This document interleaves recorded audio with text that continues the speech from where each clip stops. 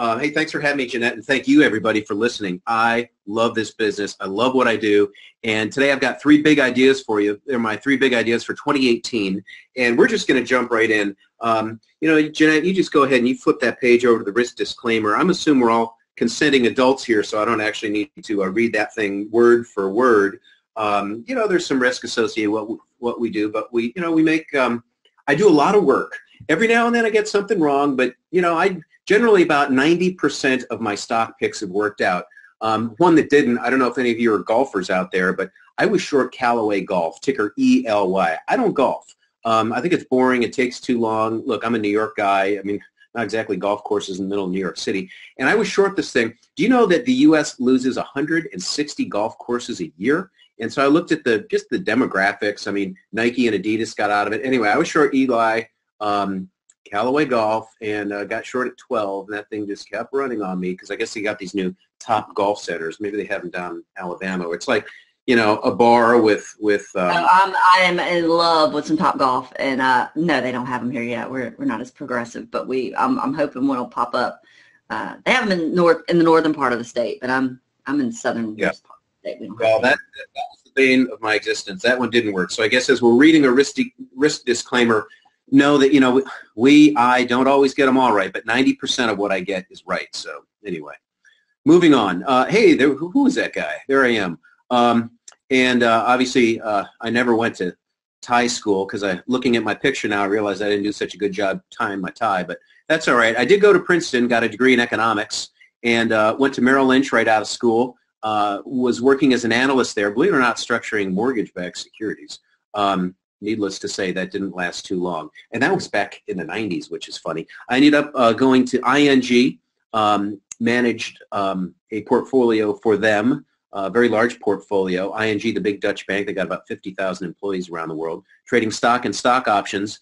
And I'm so excited, I finally went out on my own and took that entrepreneurial leap to launch Bullseye Brief, my newsletter, where I put forth 3 stock picks every 2 weeks. I work long and hard on this. Again, I love what I do. I love finding names that excite me, big themes that are leveraged, and that takes us right into the 3 big ideas for 2018. Number 1, the economic explosion is happening right now. What I have been telling people is, Americans are working, American companies are profitable, and the economy is robust. So get in there. I've got 10 stocks for you. These are my 10 must-own stocks for 2018.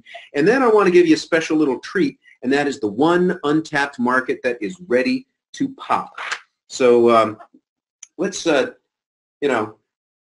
a look at whether or not there's any legitimacy to this thing. And I hope you see those numbers right in front of you, because the answer is yes, there is. I told you 9 out of 10 of my picks make money. In 2016, I booked gains in Bullseye Brief for my readers of 30.5%.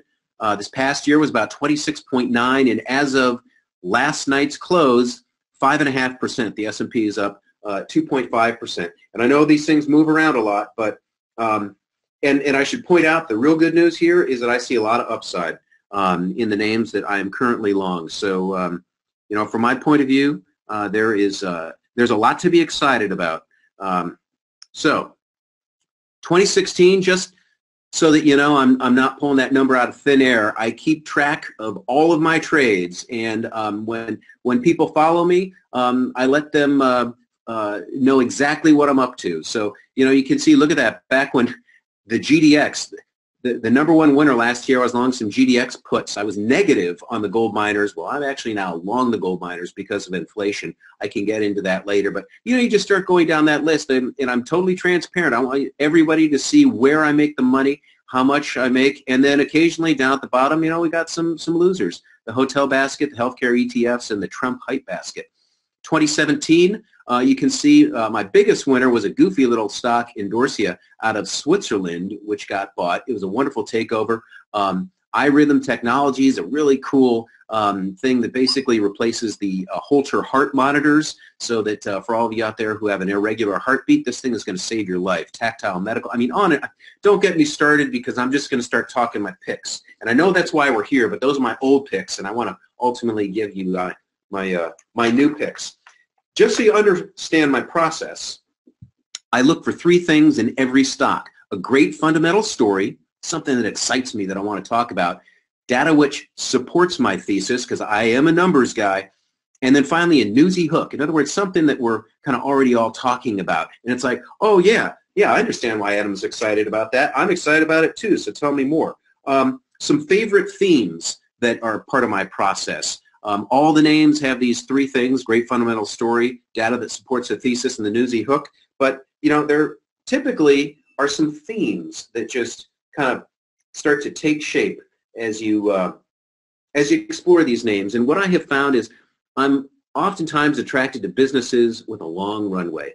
Some of the growth companies that are out there right now, some of the ones I'm actually writing up for tomorrow, actually, where I look at 5G. The switch to 5G is so big. It's so powerful. These businesses have a long runway. I kind of like when great companies stumble and then finally smart stuff, which is like artificial intelligence, biotech, robotics, 3D printing. I mean, that's all cool stuff. So those are some favorite themes that you will see echo across my portfolio of about 45 names. Ask me why I do this. Well, it's real simple. I absolutely love it. I cannot imagine ever retiring. I don't know what people do when they retire. This is what I do. I absolutely love it. And I've been doing it a long time. I was a money manager for 20 years between Merrill Lynch, Louis Dreyfus, which is the commodity trading fund. And by the way, if you've ever watched, like who hasn't, Seinfeld, Julia Louis Dreyfus, that was the boss's daughter, which was kind of cool. So she used to actually come around the trading floor every now and then before she got really famous. And then at ING, the big Dutch insurance company, I was a Bloomberg anchor actually during the financial crisis.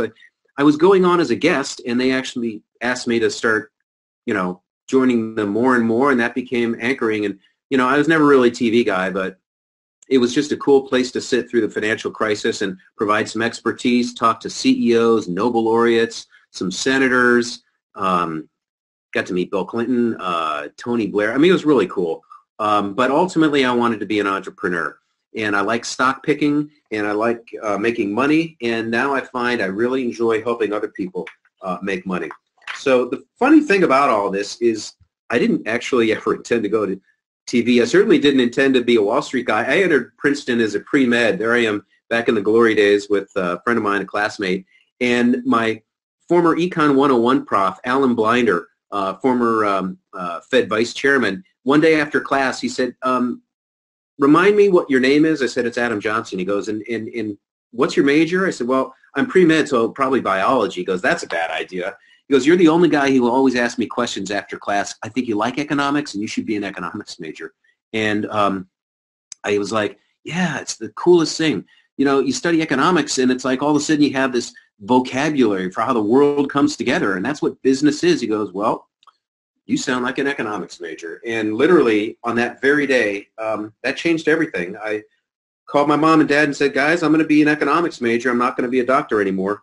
So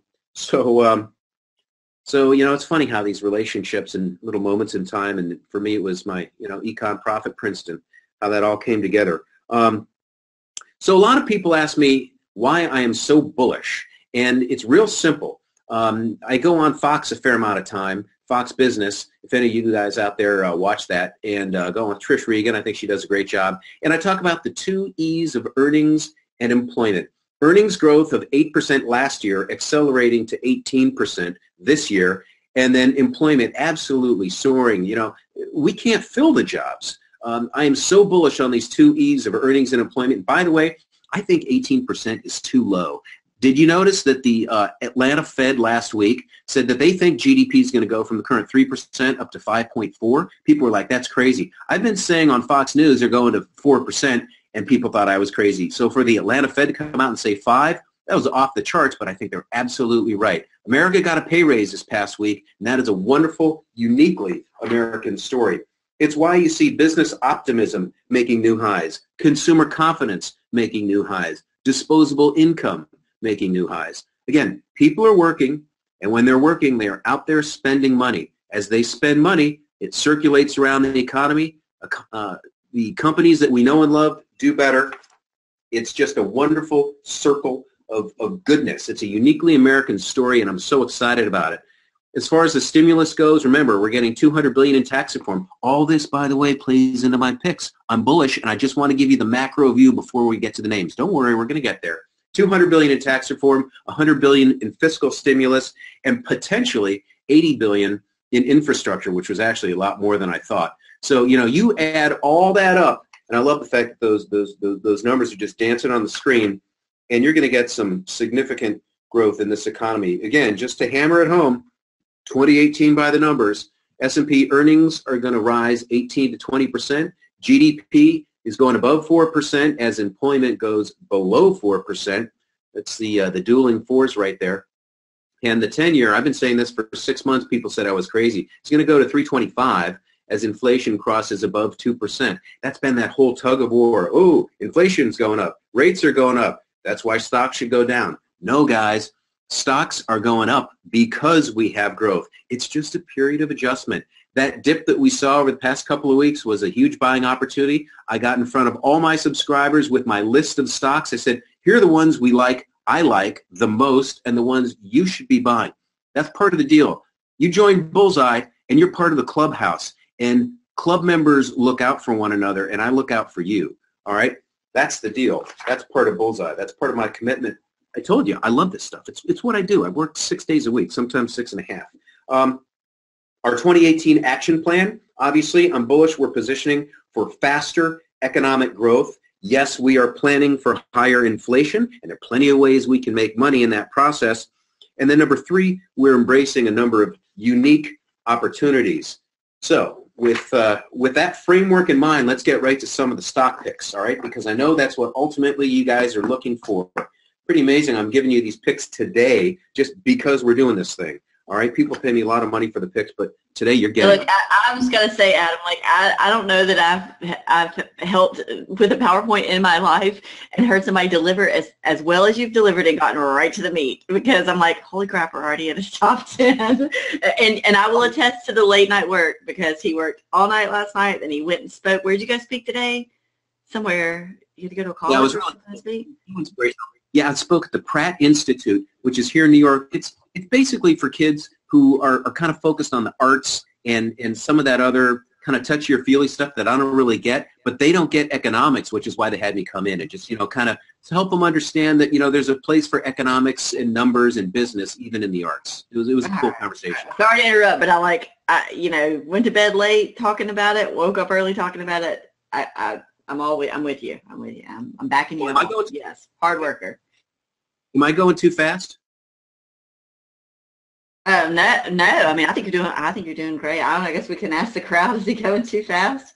I think you're. I mean, to me, it's like I'm right here with you. Like, I get it. Like you're getting me excited. I'm gonna go. Yeah, it's like stock.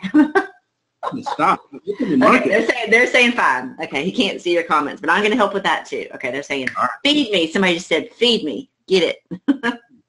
Y'all, I'm gonna feed you. All right. Yeah. All right, here we go. That's a joke.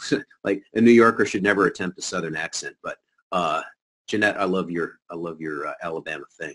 Okay. Thank you. Top 10 for 2018. Here's number 10, Synchrony Financial, ticker SYF. This is pretty cool. This is the largest branded credit card issuer in the United States. They've got 39% market share. By the way, it came out of another Bullseye pick, GE, which I'm actually buying down here because it's just gotten way too cheap, way too negative. But that's an aside. No, Synchrony Financial was spun out of the old GE to specifically underwrite credit card businesses for retailers around the country. So any of you who go to, say, Dick's Sporting Goods and you have a Dick's Sporting Goods credit card, well, it's actually backed and managed by Synchrony Financial. They've got 25% earnings growth this year. And this plays into my whole theme of the strong economy and the fact that tax reform is increasing incomes for everyone around the country. So you can start to understand why I wanted to give you that kind of big picture framework before I got to some of the picks. Take a look at the chart. And by the way, some of these charts I've cut in the past couple days. I couldn't do all of them, last night. So some of the numbers are slightly different, but I mean, that's just an animal. I mean, look at that upward channel, and it's gotten ahead of that channel, right? You see how it's above the green upward channel. which just tells you that we have a momentum market. You know, companies like Synchrony Financial are incredibly well levered to growth in the economy for obvious reasons, right? It's all about people going out and buying stuff with credit cards. Remember, 2/3 of our economy is consumer driven. So you give people a pay raise via higher incomes thanks to tax cuts, they're going to go out and spend money. They're going to put those purchases on credit cards underwritten by the market leader, Synchrony Financial. So it's just a great leverage play on the economy. That's number 10. Number 9, for any of you Razorback fans out there, you're going to love this one, Bank of the Ozarks, OZRK. Gosh, I love this bank. This is a Southeast powerhouse. George Gleason is the CEO of this company. It's his baby. This guy was the youngest bank president when he took over in the 1970s. He's in his late 20s. He's been running it ever since. This is like his laboratory for growth. The bank is exceptionally profitable.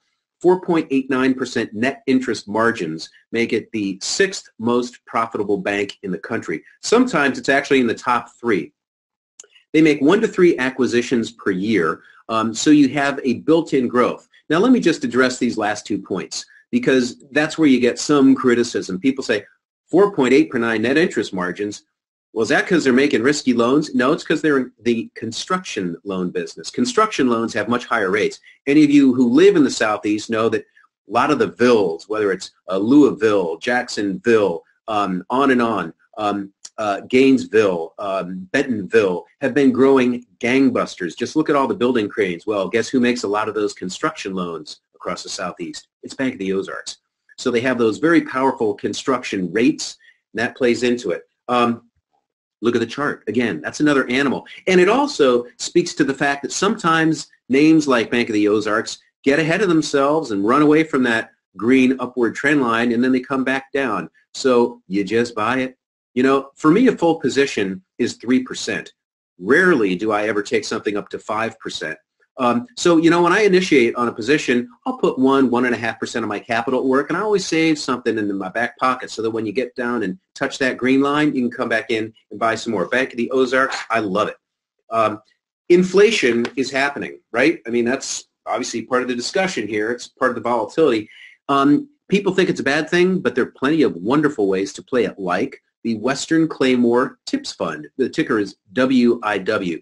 Now, I'm sure you all know what TIPS are, Treasury Inflation Protected Securities. That's what the acronym stands for. And these things rise as inflation rises.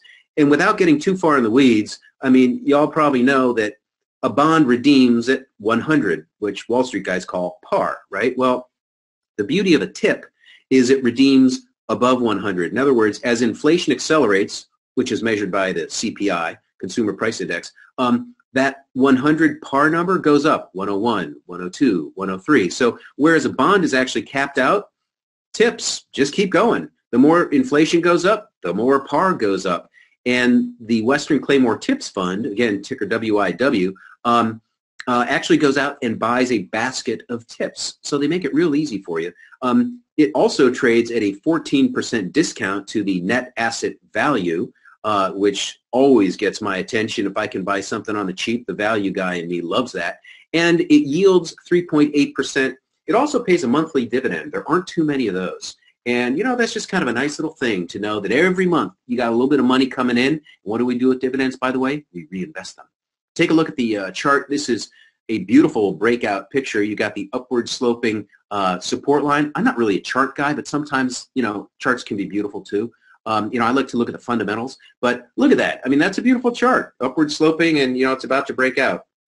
So WIW is the Western Claymore TIPS Fund. Moving on, number 7, another way we can actually benefit from higher inflation, the junior miners, gold miners. The GDXJ ETF is the easiest way to play this. It's levered to the price of gold by 3 to 1. What do I mean by that? So if gold goes up $1, the earnings of these junior miners go up $3. All right, they have operating leverage. That's because they've already spent the money to open the mine, to buy the mining equipment, and it just sits there. So as the price of gold goes up, they're incentivized to actually put more of that equipment to work, and the more they put it to work, the more gold they mine. I mean, that's where the operating leverage comes from. All right, people on Wall Street try to make that concept, operating leverage, like hard and like fancy, but it's not. It's real simple, okay? They're obviously levered to higher inflation, right? As inflation accelerates, gold tends to rise. You see gold, trading up, got as high as 1350. It's pulled back a tad. I'm long gold. I'm long the GDX. It's also levered to population growth. People don't often realize that about 55% of gold demand comes from jewelry. So as there are more people out there, and specifically Chinese and Indians who love gold for the value of the jewelry, that's no joke, by the way. That's the highest jewelry demand in the world, China and India. So you have that population growth as a kicker underlying it. And look at that chart. It's been kind of biding its time, back and forth, back and forth, back and forth, back and forth. Way to go, Jeanette, on the arrows there. And I think it's a coiled spring. It's a golden spring, ready to spring, and I like that. So just a quick review so I don't lose you, because I know I'm giving you a lot here, but that is because I believe in you, and we can do this. All right? So we're doing it together. What do I look for in a stock? A great fundamental story, data which supports the thesis, and a newsy hook we're all talking about. I mean, I think everything I've just shown you, great fundamental story, Ozarks, Synchrony Financial, data which supports the thesis. Look at the net interest margins, for example, at Bank of the Ozarks, and a newsy hook, right? Inflation. Everybody's talking about that, all right? This is not a surprise. So, I try to make it as easy and straightforward as possible. And talk about making things easy. Stock number 6 for 2018 is Square Inc., ticker SQ. I'm sure you guys already know this company. They make a little white plastic thing that plugs into an iPad, and all of a sudden a little merchant on Main Street is now taking your Visa card and processing and profitable. It's an enabler of the American dream. I love that. And it's also the cheapest backdoor to Bitcoin I know. That is because Square, which started off as just a way to process credit cards, has now introduced crypto trading. It's been in beta test, and as of, I think actually just like 2 days ago, they started opening it up to certain Square users. It's just a beautiful, like, swipe right, swipe left system. It's so easy. It's like Apple. You just turn it on and it works. I mean, it's just beautiful. So they're in the payments business, the payrolls, transfers, banking, trading. I mean, this is like the new bank of the new century. And I should point out 70% earnings growth. So for anyone who's worried about, like a 35 PE ratio, don't. When you have 70% earnings growth, it's worth it. Just keep buying it. Keep going. And take a look at that stock. It too keeps going. You're probably starting to notice a lot of my names kind of have a similar look to them on the charts. They're upward sloping. Sometimes they get ahead of themselves. They typically pull back, and then they reload and keep going. I mean, yes, it's a bull market. So for a guy like me who's bullish, it's easy to look good in a bull market. Don't worry, there'll be a bear market out there one day, and I'll have plenty of shorts for you. But, for now, you got to trade the market you're given. Oh, this is so good. Look at these people on the screen. Oprah, Mindy Grossman, and DJ Khalid, the man himself. Mindy is a good friend of mine. She's in the red blouse. She is the whole reason I bought Weight Watchers. This is the woman who created the denim business at Ralph Lauren, took it from $0 to $600 million. Then Phil Knight hired her. Phil Knight, the founder of Nike, hired her away. She made Phil Knight go to Ralph Lauren and say, hey, Ralph, I want to hire away your denim star, Mindy Grossman. And he said, well, what are you going to do? He said, I'm going to make her run my entire apparel business. He said, she's earned it. Hire her away. So Phil Knight hired Mindy. She was living in New York, working in Oregon. He flew her out on the corporate jet. Every weekend she commuted because her husband, who's a buddy of mine here in New York, they were raising their daughter. So that was the deal she struck with him. She is something else. 20% earnings growth and likely higher over at Weight Watchers. Jeanette, just pull up the stock because seeing is believing on this thing. Ticker WIW. This is one you got to absolutely own. I got people in way down there at under $20 back in March. All right, you see that? It was down in the teens. And this thing just keeps on going into the 60s and 70s. It's an animal. Let me just tell you the type of thing she's doing at Weight Watchers. It's not about going on a diet. It's about lifestyle. She's very close to Serena. In fact, it was Mindy who created the whole Serena clothing line at Nike. So I said to Mindy, when I told her I was going to write this name up as one of my Bullseye picks, I said, are you going to do something along the lines of going to Serena, now that she's had her child and, needs to drop some weight and get back into sporting, condition to beat everybody at the U.S. Open? She goes, whoa, Adam. It's not about going on a diet. Understand, my client is not overweight. I was like, oh, sorry. She goes, it's about being the best you can be. I said, so there'll be like a Serena best you can be approach? She said, I'm not allowed to tell you that, but that's the type of thing we're doing. That's what's so exciting about Weight Watchers right now. And I like betting on people. You see what I mean? I don't necessarily look at chart. I'll never look at a chart and say, oh, I'm going to buy that stock. I'm going to look at the company. I'm going to read the earnings transcripts. I'm going to look at the numbers. And Mindy Grossman is why I bought Weight Watchers. But then I look at a chart like that and I say, yep, that one works. Weight Watchers, number 5. So let's just take a moment and acknowledge I've probably had too much caffeine, which is why I talk too fast. But if you can afford a Starbucks latte, which costs like whatever, $4.50, which is crazy for a freaking cup of coffee, I guarantee you can afford Bullseye. In fact, Jeanette, I should probably raise my prices. I mean, if I actually per day cost less than Starbucks coffee, and I'm making people doubles and triples on the names, I don't know. I may have to up the prices, but for now, you know, we're less than a cup of coffee. So let's just keep moving on. Number 4, Tokagen. I talked about smart stuff as one of my themes, and Tokagen is one of the smartest, coolest stocks I know. Ticker is TOCA. It attacks cancer from the inside. I don't want to get too far into the weeds, but I got to just tell you how it works. It's so cool. They basically take virus cells. They zap the DNA inside the virus cell and replace it with a new DNA. All right? The virus cell they inject into your blood with an IV, and you know viruses do what viruses do. This one is targeted to go find cancer cells, and it takes its virus claws and it latches on to the outside of the cancer cell, and then it injects its DNA, that's what viruses do, into the cell. Well, the DNA finds the cancer DNA and just quietly attaches itself. The cancer cell doesn't even know it's in there. All right? Then step 2 comes along. They give you a pill. In that pill is a substance which starts going through your bloodstream. It's absorbed by the cancer cells. And when that substance comes in contact with the sleeper DNA that's now part of the cancer cell, because cancer cells multiply, bam, it triggers it, and it causes the cell wall of the cancer cell to implode. It kills cancer from the inside. How cool is that? These guys have just been fast-tracked by the FDA because the FDA thinks it's such a powerful potential solution. 2 people who were in the trial who had this particular type of cancer survived, double survival rates. That never happens. The FDA said, whoa, you guys are fast-tracked. You got to be long, Toka, okay? They've got pivotal phase 3 data coming out in the second half of 2018. Then again, we're going to get some more in the first half of next year. There's been a lot of M&A in this sector. Gilead buying Kite, Celgene buying Juno. I mean, don't get me started. I'm going to keep talking about this stuff if we just don't show the stock chart and move on.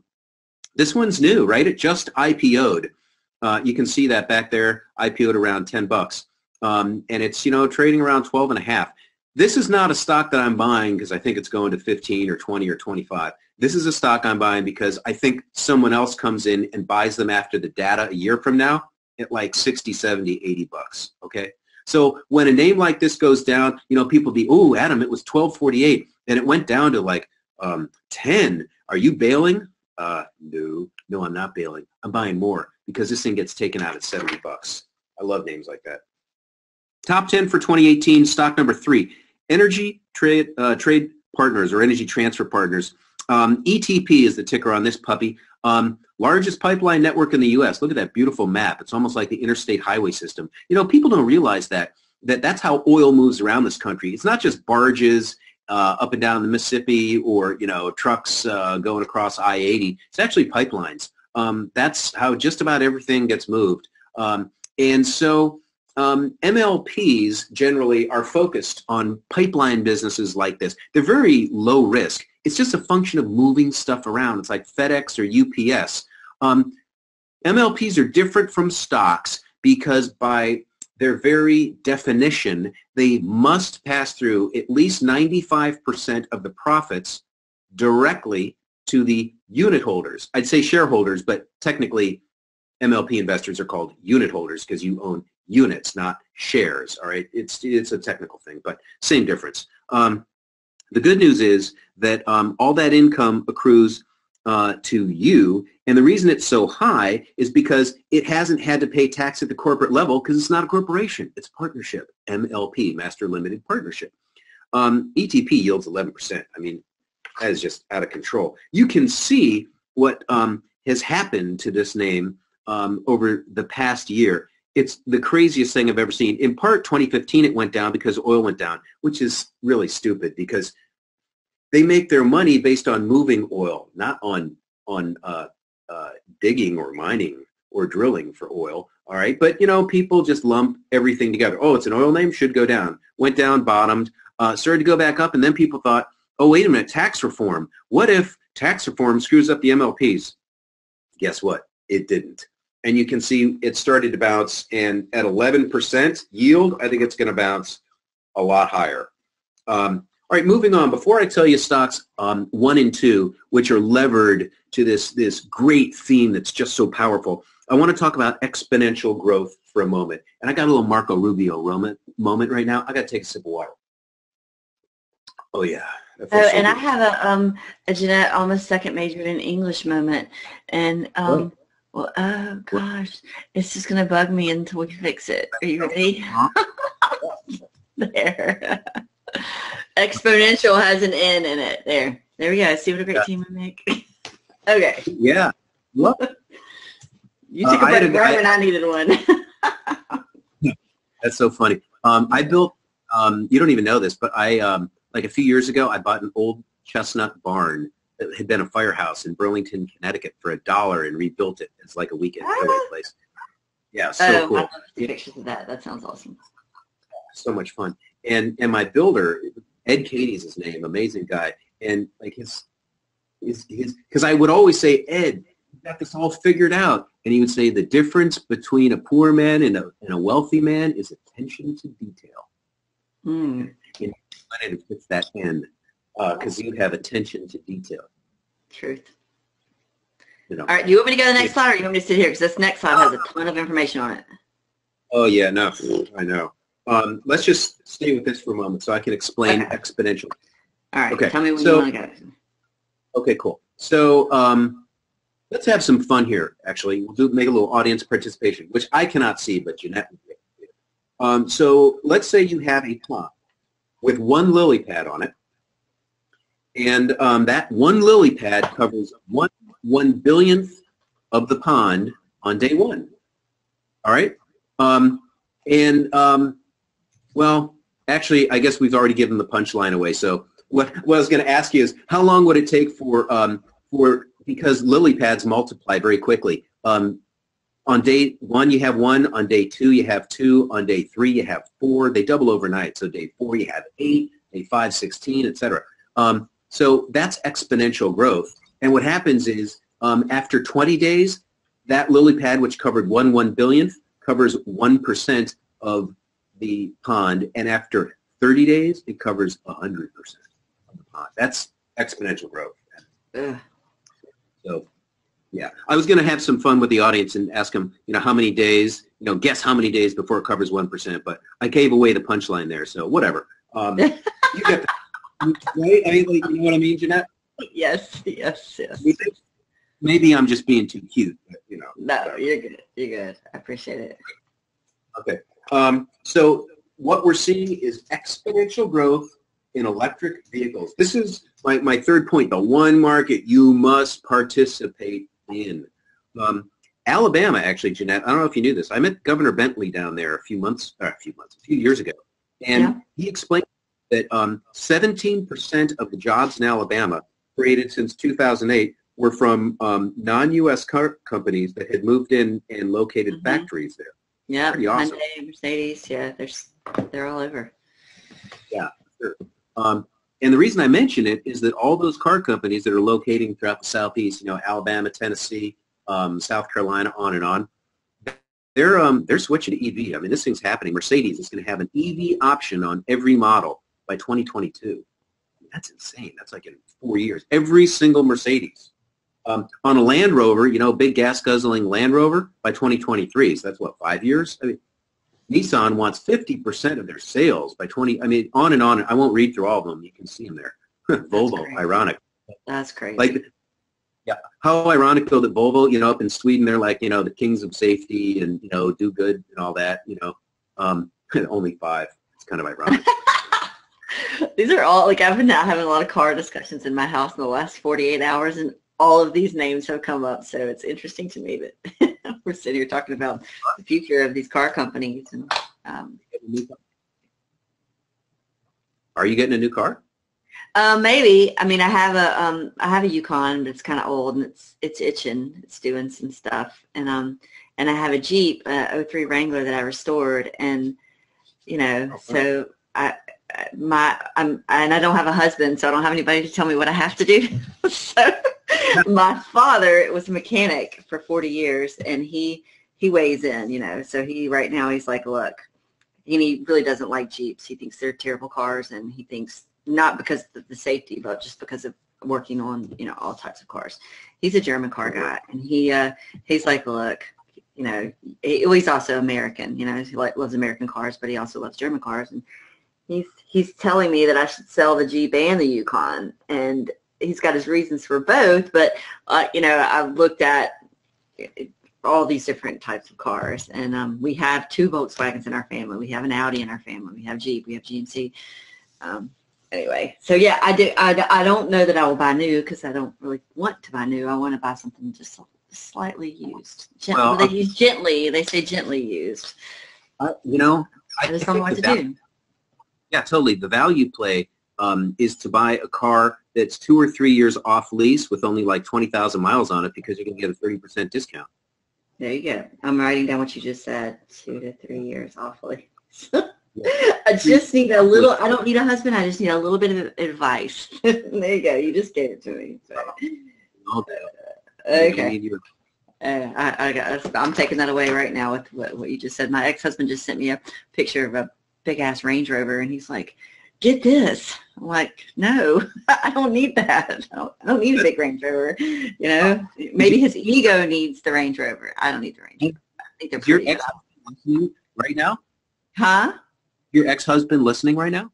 No, he just texted me. He's got my children, and he just texted me and said, this is hard for me. The children are over there telling him I'm thinking about getting a car, and so now he's telling me what car I should get because, apparently he thinks that he needs to give me advice. Because he knows better. Apparently. Better. That's why he doesn't live in the house with me anymore. Anyway, I could go on and on. There's your number 2. It's on the board. Beautiful. Aptiv, PLC. PLC is the English way of saying Inc. or Corp. It's a London-based company, but that's really just for tax purposes. This was spun out of the old Delphi, DLPH. And it's really cool. I love restructurings because typically what happens is you take a company like Delphi and you split it into 2 companies, Aptiv, which is focused on electric vehicle architecture, and then you leave the old Delphi, which is still making like exhaust systems and for traditional internal combustion engines, which will be around for a while, but they're going to start shrinking and EVs are going to start rising. That's the whole exponential growth thing.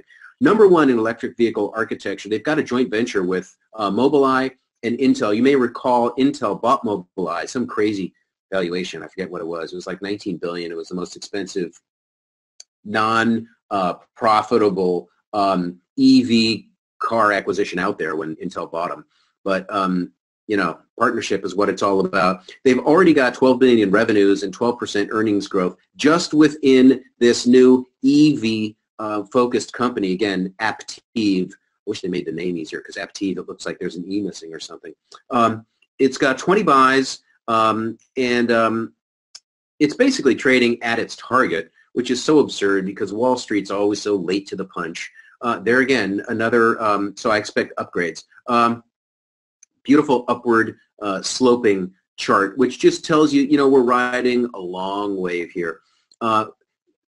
Electric vehicles right now only account for about 0.5% of sales. So the reason I mentioned that whole exponential growth thing and how many days to get to 1%, and then how many days to go from 1 to 100, if you think you've missed the electric vehicle thing, you haven't, right? Because we went from 1 billionth to 1% in 20 days, and then in half that distance, from 20 to 30 days, the lily pad covered the whole pond. So if you think because, electric vehicles are approaching 1%. You've missed it. You haven't. It hasn't even begun. And Aptiv is a company you're just going to want to own and keep owning. And when it trades down, you're going to want to buy more. And look, we're smart about all these things. When they go up and get a little extended, we sell a little bit so that when it comes back down, we can buy it back. You know, you always have a core position, and then you just trade around it.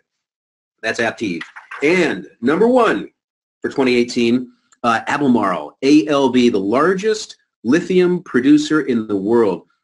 31% of the global production of lithium comes out of Albemarle's mines. I mean, that is just incredible. What's fascinating about this is, remember, I'm a former oil trader, so oil traders make their money by looking at supply and demand balances, and I basically did the same thing with lithium. Even if there is a 40% increase in supply, which a lot of the guys in the business think there will be over the next 5 years because mines are being brought online, even if there is a 40% increase in supply, there will still most likely be a shortfall because demand is rising so fast. And my point is, even if you have only a 5% rate of adoption of electric vehicles, which is just so low, it's a joke, you're still going to run out, right? So supply goes up 40, demand only goes up 5%, you're still not going to have enough lithium. That creates tremendous pricing power for producers like Albemarle. Remember, it takes 5 to 7 years to bring a mine online. So all these projects that people point to and say, "Oh yeah, but they're digging, they're pulling it." Well, yeah, but it's not going to be till 22, 23, to 2024 when all these mines are online and you can actually start, meeting the demand that's out there. So you just got to own it. Albemarle is just an animal. It got weak on that big sell-off. That was one of the names I told people, go out and buy it. As I said, I'm not really a chart guy, but sometimes charts are worthwhile. Look at that, those different buy zones that I showed in green, and you can see what happened in the depths of the sell-off. The stock has since rallied. I just wanted to see how ugly it looked. If that's all you were looking at that moment in time when you were like, oh, life sucks. All these stocks are selling off. I love them. I was up at 140. Now I'm at 105. I'm an idiot. No, you're not an idiot. It's just that markets got ahead of themselves. They're going through a period of adjustment because we're wrestling with the fact that rates are going up. The fundamental demand for electric vehicles is so much more powerful than worrying about whether the Fed's going to have 3 25 basis point rate hikes or 4, whoop-de-doo, that you have to come in and buy names like this. So I showed you this one, that picture from the depths of despair, just because sometimes you have to step back and look at the big picture. The big picture for lithium and electric vehicles is incredibly powerful. So, top 10 names for 2018. It's exciting. I mean, I think you can tell I love this business. This is what I do. I think this is way more interesting than talking about politics. It's 1,000 times more exciting than golf. And, I mean, maybe the only thing that's even close to it is SEC football. And as I said, we only got 5 more months to wait for that. But, I mean, I just love picking stocks, and look, it's the stock market, the economy, it's about the interaction of human beings. That's really what's going on here. It's not like, the price of Bitcoin. No, it's about what is happening behind the scenes. And I try to make it simple. And look, I make my viewers, my readers, my listeners, my subscribers, I make readers money. 30.5% in 2016, 26.9% in 2017. And as I said, 5.3% so far this year. I love what I do. I'm serious about it, and I make people money. That's what gets me up in the morning. And I should point out that people from all over the world reach me, and it's exciting. Argentina, Australia, the Bahamas, Canada, Dubai, Finland, Germany. I mean, on and on.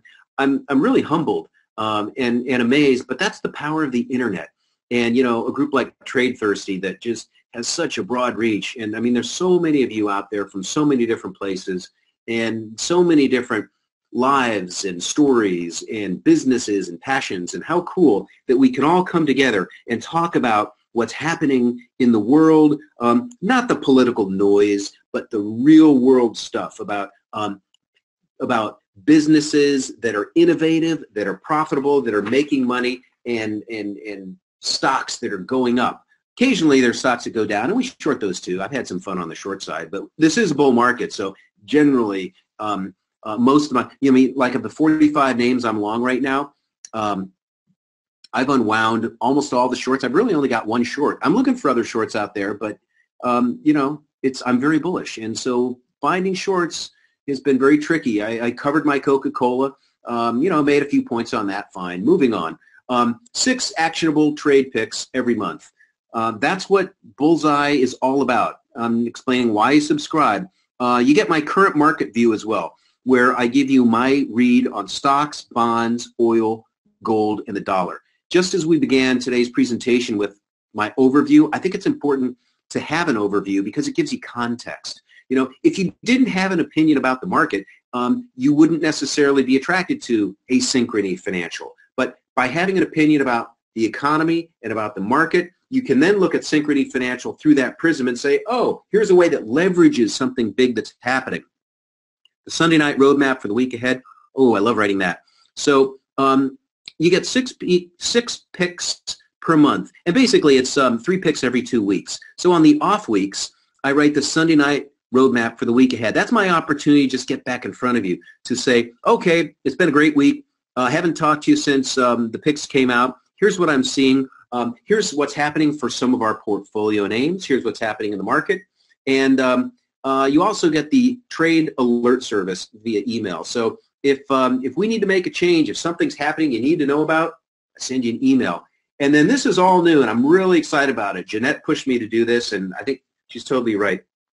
Live weekly coaching call. It's going to be Tuesday nights, 6 p.m. Okay, another Marco Rubio moment. Jeanette, I might even cough. Hang on. I'm having a sip of water. It's very dry in my office here in New York. You're fine. You're fine. It's your show. We're just here. Beautiful. God bless. 6 top picks each month, entries and exits. So I don't just say, oh, buy, go buy it. Now you're on your own. No, I actually say, buy it at this price, sell it at that if it gets there. Here's your target. And I explain why that's my target. And then I think the third point is also really important, and that is I give you a stop loss. So, if something's not working out, I take my lumps and say, it didn't work. Again, 9 out of 10 picks work, but for the 10th that doesn't, you need a stop loss because you don't want the thing to just go to 0. So 6 top picks each month with entries and exits, my weekly roadmap for the market, stocks, bonds, crude, gold, the dollar, live weekly coaching sessions Tuesday nights at 6 p.m. That's your opportunity to speak with me directly because we're in this together, right? I mean, we're partners here and we're looking out for each other. It's like a clubhouse. And there's a bonus that's part of this. And again, Jeanette, thank you for encouraging me to share this. It's a report that I wrote for my subscribers at the end of last year, how to double the return of the S&P 500. And it's really just utilizing a 401k. And I give you a way to optimize, to pick a handful of dividend-paying stocks, how you pick them, because there's an optimal way to do it. You don't just buy the highest yielding ones. They're kind of risky. There's a more subtle way to do it, and you can lower your risk and still find some very high-yielding names, and you put them in your 401k, etc. There are a few other subtleties to it. I tell you how to do it all, and I make it real simple, how to double the return of the S&P 500. I run the numbers for you to prove that it actually works, and that's a bonus that you will get by joining our special offer. And Jeanette, you want to just tell them a little bit about the offer because you're really good about that, and you speak so fluently about all these things. Well, guys, I looked at some of the work that Adam's doing over there. He does a ton of research. I mean, he's really giving out I see guys doing a lot of the work that he's doing, and they're charging a lot more money than he's charging for what he's giving out. So I've been subscribed to his service for a couple of months now, just following along with everything that he's given. And it, to me, I'm just like, this is a no-brainer to give this. But I also, like he said, urged him to do the coaching sessions because I felt like you guys need to hear his voice, right? I mean, getting a written report's one thing, but having that opportunity to do like a one-on-one in a go-to webinar like this, where you ask him some questions, and he's able to explain to you why he's got certain picks out there, what his targets are, and that how to double the return of the S&P. I mean, that's I just asked him. I said, "Tell me what you've got over there that you've done recently that you feel is really powerful for your current readers." And he said that. And I said, "Well, I want you to bonus that to my TradeThirsty people," and he agreed. So just like that. He's easy to work with. We helped him build out the product, and so you can go to TradeThirsty.com/bullseye, and it should take you to an order form. And we're just doing a 30-day trial, and this is the only product that he's got that comes with the coaching call and comes with that PDF on how to double the return of the S&P. But it's $97 for the first 30 days, and then after that, if you stay with him, then you'll auto renew at $197, and you can cancel obviously whenever you want. You just send us an email, and we'll help them with it. And Adam, I put this in here for you this morning. I don't know if I showed it to you, that when we agreed on that first date of the 6th, I added it. So his first event's going to be on March the 6th at 6 Eastern, and then it'll be every Tuesday thereafter. So you'll just have that one link that you come and you join, as long as you're a paying member with his service. So go ahead and mark your calendar for that. Adam, I saw a question earlier that I want to go back to. Let me see if I can. Yeah. This thing has got like a bunch of animation in it, and it's taking me a second to.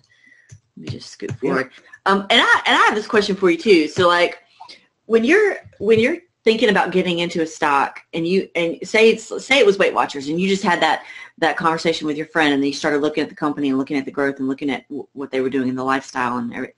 So when do you decide, like if it's already made a huge run, how do you decide if you wait for a little bit of a pullback to get in, or do you just get in knowing that you feel like it's one of those you're going to, like one of them was trading at $94 and you were like, I'm getting in, it doesn't matter, I know it's already made a run, I'm in this for the long haul, not the $12 stock, but like the $94 stock. Like how do you make that decision? What do you actually go to a point where you add some technicals and say, A, B, C, D, E, or are you still only looking at fundamentals? No, I think you always have to balance the technicals with the fundamentals. I mean, that's just part of, having good peripheral vision. Sometimes something runs on you. Sometimes I miss it. And it might be that there's something that I discover. I'm excited to write it, and then, bam, I walk in the morning, and there's news out, and, a competitor got bought, and now all of a sudden the stock's up 8%. And I'm like, oh, I published in 2 days, and the name just ran 8%. Oh. But, more often than not, because my typical holding period is 6, 7, 8 months, ideally longer. But more often than not, I'm able to just come in and start buying when I write it. Every now and then something runs, and you have to be kind of price sensitive. Or in some cases, I might say, this thing's running, so let's not chase it. Buy a little, just buy a little toe hold so it's on your sheets. But save your ammo, so if it pulls back, $3, $4, the sweet spot is X, whatever. Okay. It's still a balance. It's still a balance. It's always going to be a balance for you. Just as you make a decision, you might not go, oh, I just found this, it's time to jump in. You might actually you're going to go do your homework and say, okay, it looks like it might be finding some resistance here, or some support. You're just going to wait and let the numbers tell you. Even though you love it, you're just going to wait for the numbers and the technicals to tell you that it is truly the best price for you to be taking action. And that's why I showed, why I wanted to show people some of those charts, because, they're names that I love that sometimes just get ahead of themselves. That they run, but, you look at that chart and you say, oh, well, there's the support line, or, it may not get all the way back down to the support line, but, it's running, so let's just wait for a pullback, because inevitably, especially markets like what we've seen over the past few weeks, suddenly get a down 500 day, and that name you love, which is down 3-4% just because it's a market name, boom, there's your entry point. All right, so I deal with a lot of people in this industry and helping them take their products to the market, take their products to people like our TradeThirsty family. And so when I first started talking to you, and you were like bullish, bullish, bullish, bullish, we're buying this, we're buying that, we're buying this, we're buying that. And I've spent a lot of time in this industry, so I go, oh, this guy's a bull. He's got the word bull in his business name. And I start saying to myself, obviously we just had a big, what you call it, a crash, a correction, whatever, a big down move that a lot of people made money off of. So KS has the question in here, and this is really a question I had for you too. We just haven't taken the time to slow down for a minute, but how can you be so bullish we're in the late stages of a 9-year bull market that's inflated by record low interest rates? Like, what tells you, so what? We're going to buy anyways. This market is going to go so much farther than everybody thinks because the momentum is so strong and it's accelerating right now. Interest rates are still incredibly low. They are abnormally low. And even if the Fed were to raise 4 times this year, as I expect them to, and another 3, maybe even 4 times next year, that is because growth is strong. It's not that they're trying to slow growth. It's because growth is strong. So you can't put the cart before the horse on the whole interest rate argument. And I think we're in that sort of period of adjustment where we're all sort of eventually or slowly coming around to that realization. As far as valuation is concerned, an S&P now trading at 17 times earnings is towards the upper end of the sweet spot. Historically, the sweet spot is 14 to 17%. But historically, rates have been a lot higher. So you could actually say that 17 times earnings with rates this low is too low. And I should also point out that you haven't really seen crises in the stock markets, brutal sell-offs, oftentimes until you get PE ratios up into the 20s. Well, we're not there yet. We're at 17 times, which means you could, get another 10, 15 percentage move before you start to get into that point where you might be concerned. I will tell you, I think that there is a recession out there, but it's not going to come for a long time. And I'm going to bring in a little bit of a political thing, which I don't often do because I'm not a political guy. I'm a stock picker. But I tell you what I do think is happening behind the scenes. People are getting a huge raise. The average American makes $55,000 and is getting $2,000 raise. Then there are all the one-time bonuses of another $1,000. That's like a 6% raise, right? $3,000 if you make 55 is about 6%. That's incredibly powerful given the fact that 2/3 of our economy is consumer-driven. I tell you what I think is going to happen. And again, I don't usually go political, but it is relevant right now. Because people are getting these raises and are going to start spending so close to an election, hard to believe we've got another one in November, I actually think that you are going to see the GOP do better than most of the current polling suggests. I think they're actually going to keep both the House and the Senate. If, in fact, that is the case, they will pull out all of the stops to get reelected in 2020, and you're going to see a huge push out of the White House.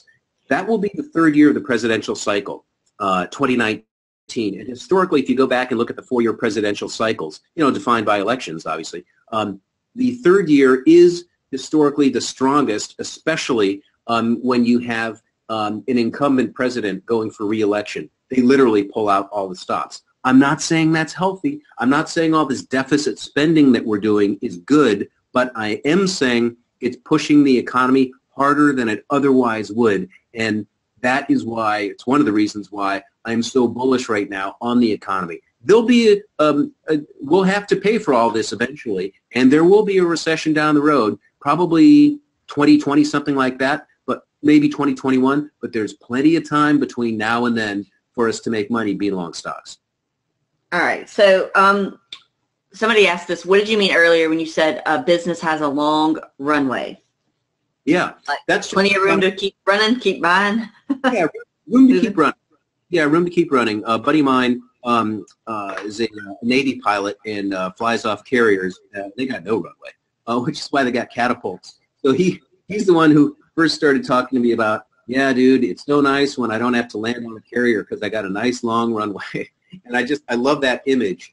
And so I just kind of adopted that as my own. I like businesses with a nice long runway where we've got plenty of visibility. We can look out and see earnings estimates, not just for the next quarter, but, the next 1, 2, 3 years. I think electric vehicles have a long runway. I think 5G, and I've got 3 picks coming out tomorrow. 5G has huge runway. I love finding these businesses that just have an opportunity to grow.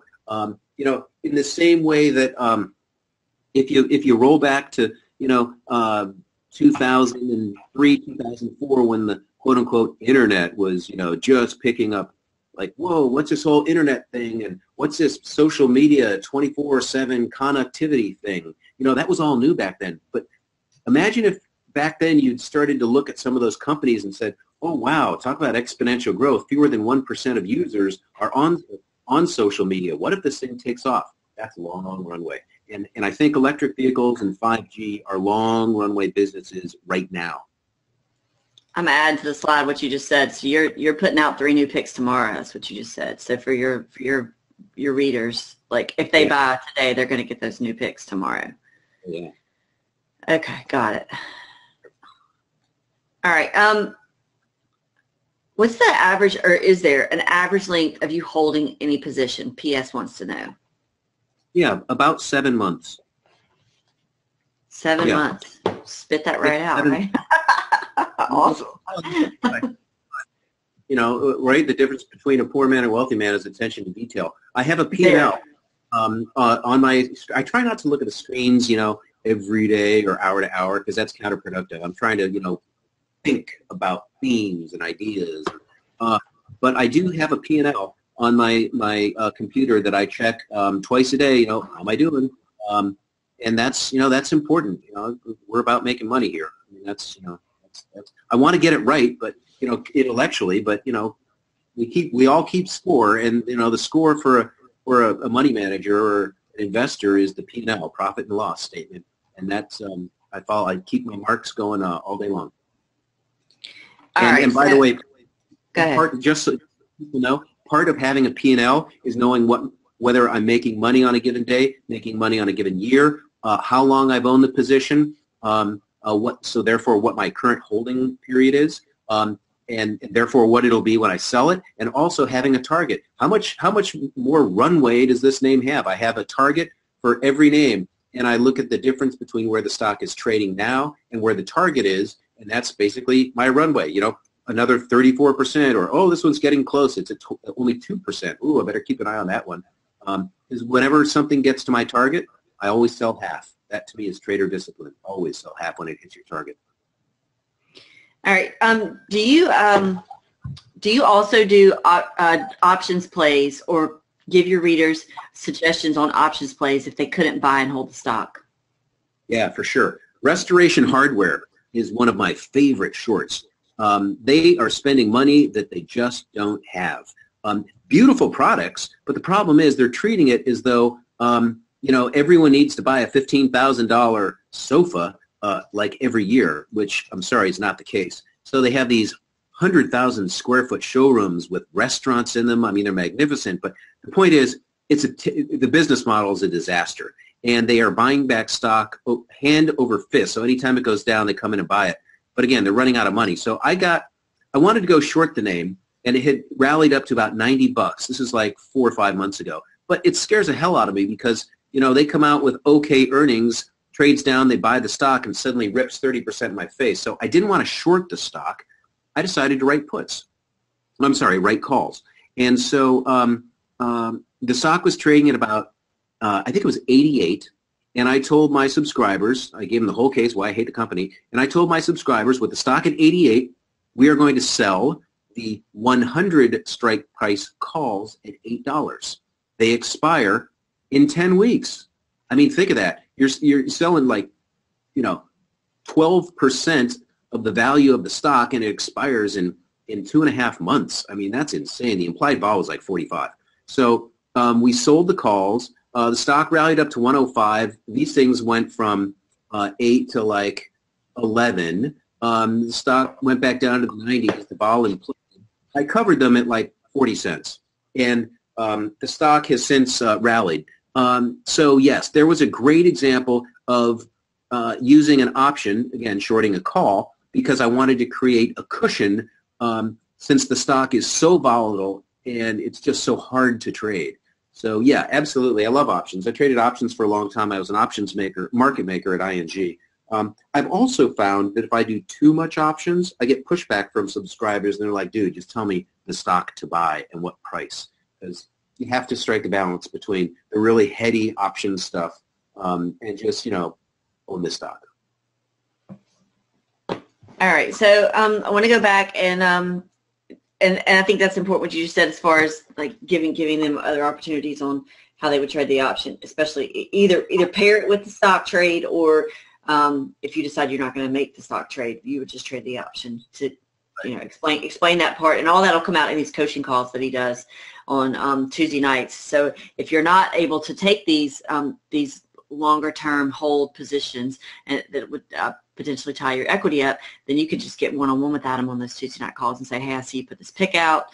How would you play that in the options market? And he'll tell you exactly how he would or would not do it and the reasoning behind that. That's why I think the coaching calls are so important to help people understand how they can achieve these numbers that you've achieved for the past several years and that your readers are currently achieving.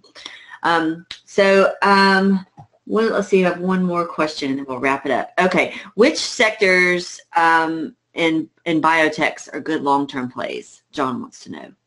Yeah, well, biotech has been on fire for a number of different reasons.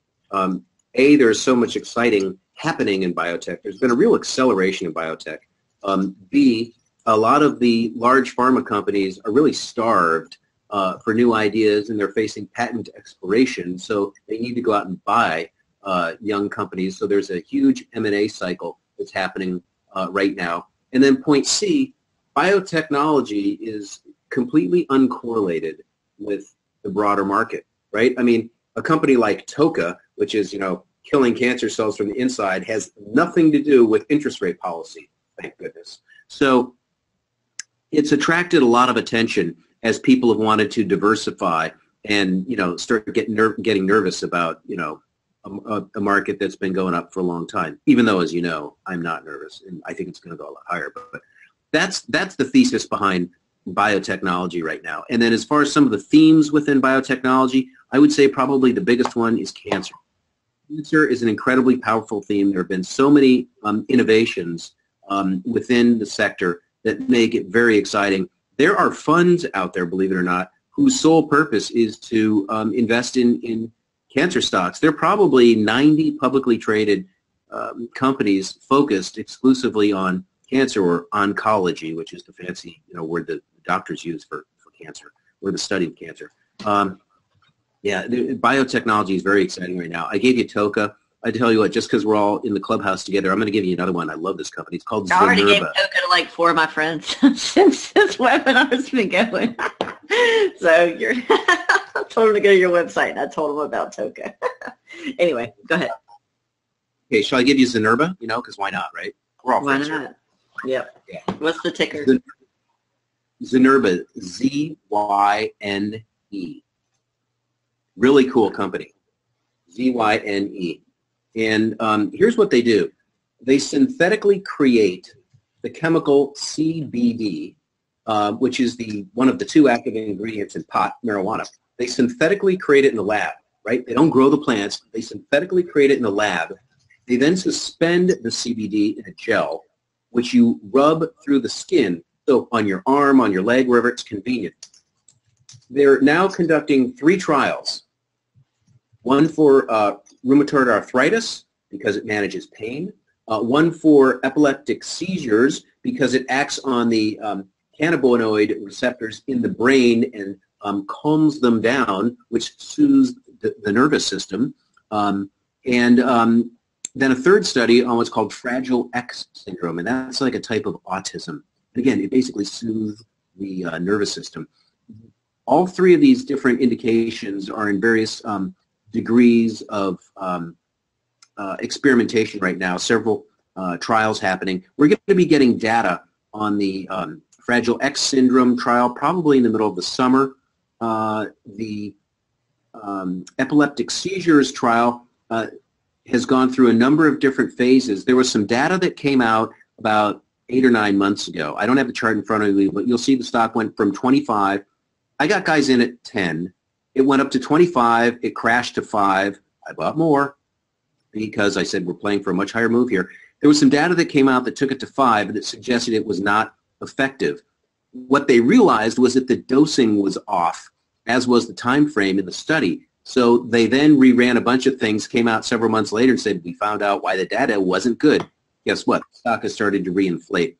It's now trading, I don't know, 11, 12, 13 bucks, Zenerba, Z-Y-N-E. What you really need to know is that there's a company out there called GW Pharma, GWPH, which makes a comparable but inferior product to what Zenerba has. Zenerba is this gel. So it's absorbed transdermally, meaning through the skin, and that gives you an even distribution into the body, as opposed to GW Pharma, where you take a pill, it goes into your gut, and it can A, make you high because it's a sudden surge, and B, the CBD degrades into THC, which will make you high. GW Pharma trades at 20 times the market cap because they've been approved to go commercial. So my point is, if a company like GW with an inferior product, because it's oral, can trade at 20 times the market cap of Zenerba, I think Zenerba should trade a lot higher than the current 11, 12 bucks. That's why when it went down to 5 and people thought, what a disaster, I said, no, you don't understand. We're playing for a move to 200 here. So Zenerba, Z-Y-N-E. I'm very excited about it, in case you couldn't tell. Yeah, I couldn't tell, not one little tiny bit. All right, his offer to get it at the $97 intro rate on the trial expires tonight at midnight. So it's a $197 a month product. His alerts that come with all this other great groovy stuff, including his bonus to you on how to double return to the S&P 500. It's TradeThirsty.com/bullseye. And Adam, I'm so excited that you came today and that we had this hour together. So I appreciate you making us part of your Saturday, and the whole TradeThirsty family. I know everybody out there is thankful that you did too, and I'm sure this will just be the start of a great relationship.